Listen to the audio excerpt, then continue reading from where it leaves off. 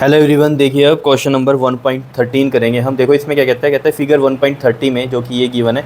ये देखो ये फिगर ना थोड़ा सा आपको समझ में नहीं आएगा, गलत सा हो गया था, तो ये मैं इसको क्रॉस कर रहा हूँ। ठीक है, ये नीचे जो बनाया ना इस फिगर को आप देखना।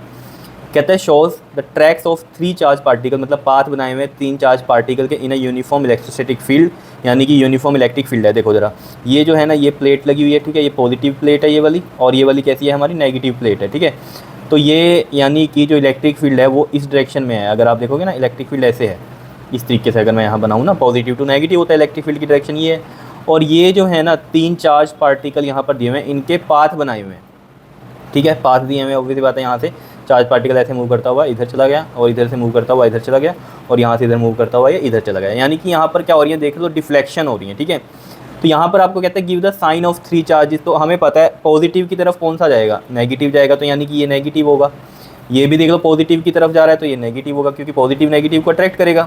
और नेगेटिव की तरफ कौन सा जाएगा, पॉजिटिव जाएगा, तो यानी कि थर्ड कैसा होगा, पॉजिटिव होगा। अब आपके मन में ये आ रहा होगा ना कि ये जब पार्टिकल यहाँ से ऐसे चला तो ये एकदम पॉजिटिव की तरफ क्यों नहीं चला गया। देखो ना ये किसी वेलोसिटी से आ रहे हैं, ठीक है, तो ऑब्वियसली बात है यहाँ पर इनको मान लो ये नेगेटिव चार्ज है तो ये पॉजिटिव की तरफ अट्रैक्ट होगा, लेकिन ये तेज़ी से आ रहा है तो ये धीरे धीरे इसकी तरफ रिफ्लेक्शन होगी ना इसकी। समझ रहे हो, ये कहानी है। तो ये चीज़ हमें पता चल गई, तो मैं यहाँ पर लिख सकता हूँ ये पूरी की पूरी बात कि पार्टिकल जो है आपका 1 इज़ नेगेटिव, और जो पार्टिकल 2 है वो भी कैसा है, नेगेटिव है, क्योंकि वो पॉजिटिव की तरफ जा रहा है। और जो पार्टिकल है आपका 3 वो कैसा है, पॉजिटिव है। क्लियर है, ये हमें पता चल गया पार्टिकल हमारे कैसे हैं। उसके बाद आपसे जो है क्वेश्चन में ये पूछता है, कहता है which particle has the highest charge to mass ratio. Charge to mass ratio मतलब Q/m कौन से पार्टिकल की ज़्यादा है। ठीक है, मैं वैसे यहाँ से आपको बता देता हूँ, चार्ज टू मास रेशो किस पे डिपेंड करती है, जिसकी डिफ्लेक्शन ज़्यादा वाई एक्सिस के अलोंग। ठीक है, तो इसमें किसकी डिफ्लेक्शन ज़्यादा दिख रही है आपको, तीसरे वाली की दिख रही है।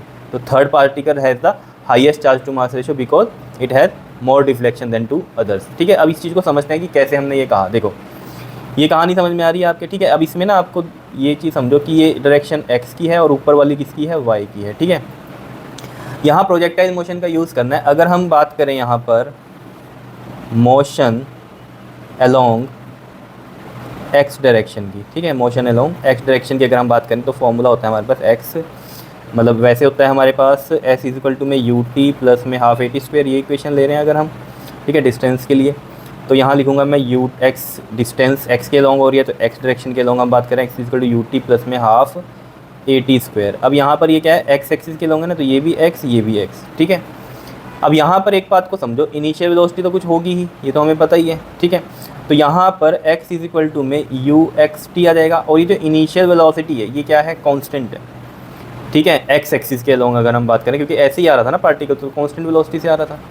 तो अगर u हमारा यहाँ पर इस कांस्टेंट वेलोसिटी से आ रहा था तो इसका मतलब यहाँ एक्सेलरेशन तो जीरो है। एक्सेलरेशन क्या होता है, final velocity minus initial velocity upon में टाइम। तो यहाँ तो कांस्टेंट हमने बोल दिया, इनिशियल जो वेलोसिटी है वही क्या है, पूरी वेलोसिटी है यहाँ पर, क्योंकि वो भी बात है यूनिफॉर्म इलेक्ट्रोस्टैटिक फील्ड है। ठीक है, और जो पार्टिकल मूव कर रहा है वो भी बात है यहाँ कांस्टेंट वेलोसिटी से मूव करेगा, और कांस्टेंट जो हमारा यूनिफॉर्म इलेक्ट्रिक फील्ड है वो इसको क्या करेगा, डिफ्लेक्ट करेगा। क्लियर है इतनी बात। तो यहाँ से हमें इतनी बात समझ में आ रही है कि जो हमारी वेलोसिटी है वो यहाँ पर इनिशियल वेलोसिटी वो क्या है, हमारी कांस्टेंट है। क्लियर।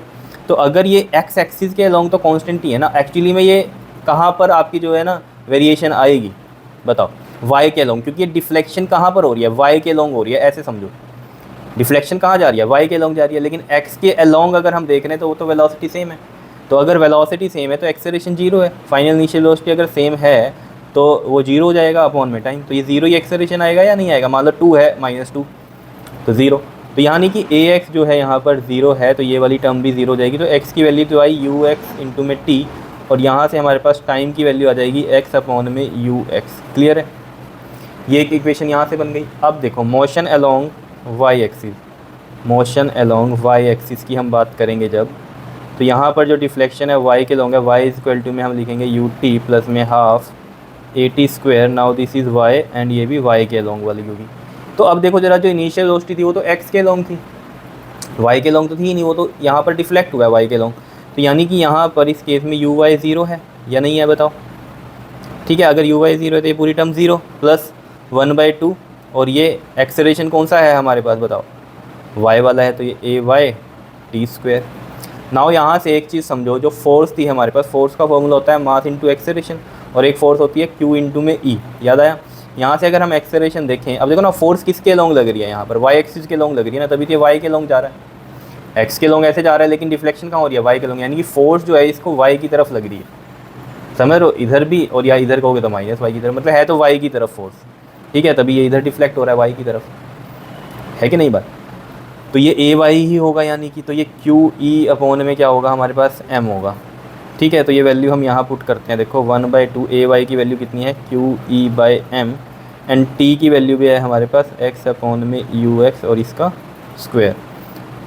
तो यहाँ से ही सारी कहानी समझ में आएगी आपको। देखो y जो है हमारा वो डायरेक्टली प्रोपोर्शनल है q बाई एम के, चार्ज टू मास रेशो के, बिकॉज यहाँ e भी कांस्टेंट है, यूनिफॉर्म है, x वाला डिस्टेंस भी ये कांस्टेंट है, और इनिशियल वेलोसिटी भी हमारी कांस्टेंट है।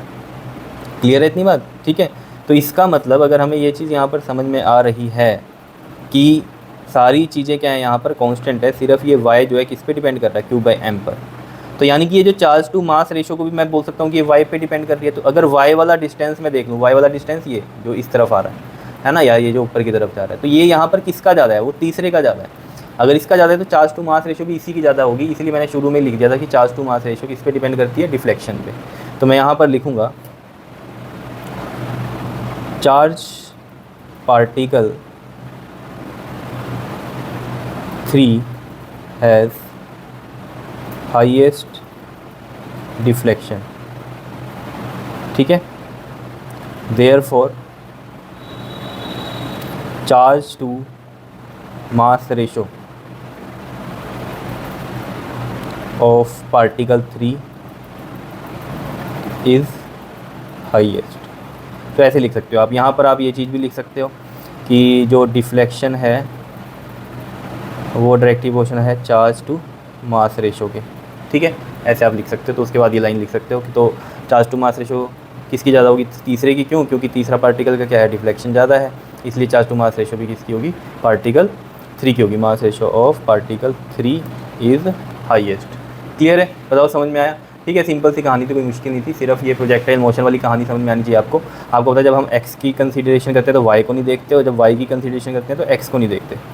तभी हमने जब x के अलोंग देखा तो हमने देखा यहाँ पर इनिशियल वेलोसिटी है, ठीक है, और वेलोसिटी चेंज नहीं हो रही है x के अलोंग, ठीक है, तो यहाँ पर एक्सेलरेशन फिर 0 होगा। क्लियर। जब हमने y के अलोंग देखा तो y के अलोंग हमें क्या पता चला कि इसकी इनिशियल वेलोसिटी y के अलोंग तो थी ही नहीं, ऐसे ऐसे तो थी नहीं ना वेलोसिटी, कुछ भी इस डायरेक्शन में थी इनिशियल वेलोसिटी, तो y के अलोंग इनिशियल वेलोसिटी 0। तो यहाँ से हमने ए वाई की वैल्यू रख दी, वो किससे निकाल लिया हमने, यहाँ पर फोर्स से। क्लियर। और फोर्स किस डायरेक्शन में है, यहाँ वाई के अलोंग है, तो एक्सेलरेशन भी वाई वाला ही निकला है यहाँ पर। क्लियर हो गई होगी बात, ठीक है। नहीं तो आप इतनी बात भी याद रख लोगे ना, चार्ज टू मास रेशो किस पे डिपेंड करती है, डिफ्लेक्शन पे, तब भी कर दोगे क्वेश्चन को, ठीक है। ये तो समझाने के लिए मैंने आपको बताया कि कैसे पता चल रहा है हमें चार्ज टू मास रेशो जो है वो हमारी किसके डायरेक्ट प्रोपोर्शनल है, डिफ्लेक्शन के। क्लियर है, कर लोगे इसको, ओके जी, थैंक यू।